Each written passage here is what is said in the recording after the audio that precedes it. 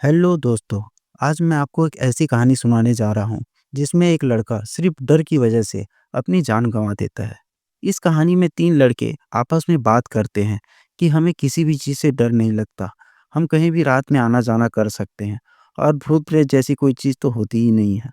तभी उनमें से दो लड़के कहने लगते हैं कि भाई ऐसा मत बोलो कि भूत प्रेत नहीं होते, क्योंकि हम इन चीज़ों को मानते हैं और हमें डर भी लगता है कि कहीं कुछ गलत ना हो जाए।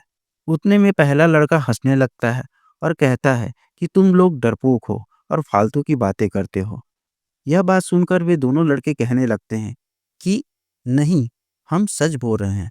अगर यकीन ना हो तो तुम हमारा एक चैलेंज पूरा करके दिखाओ, तो हम भी मान लेंगे कि यह सब फालतू की बात है और जो तुम कह रहे हो वो सही है। पहले लड़के ने कहा कि अगर ऐसा है तो मुझे बताओ, करना क्या होगा।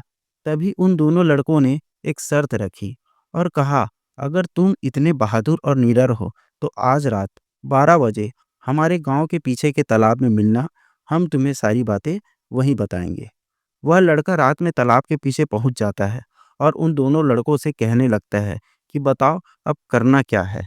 उसी समय वो दोनों लड़के उसे एक नीम का पेड़ दिखाते हुए कहते हैं, अगर तुम उस पेड़ पर कील ठोककर अगर वापस आ गए तो हम मान लेंगे कि भूत प्रेत जैसी कोई चीज नहीं होती और तुम्हारी सारी बातें सच्ची है।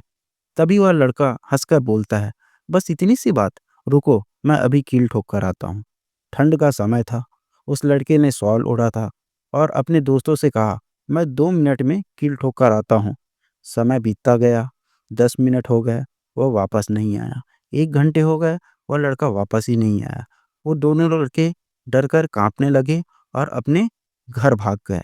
सुबह हुई और उन दोनों लड़कों ने वहां पर जाकर देखा तो उसको उसका दोस्त मरा हुआ मिला। और उसके मरने का कारण उसके अंदर का ओवर कॉन्फिडेंस था, क्योंकि उसने एक कील अपने शॉल पर ही ठोक ली थी। जब वह वापस लौटने लगा तो उसे ऐसा लगा कि कोई पीछे से खींच रहा है और अंधेरे में कुछ समझ नहीं आया। वह इतना डर गया कि उसके मुंह से आवाज तक नहीं निकली और उसकी जान चली गई। तो दोस्तों, इस कहानी से हमें क्या सीख मिलती है? आप कमेंट पर जरूर बताएं।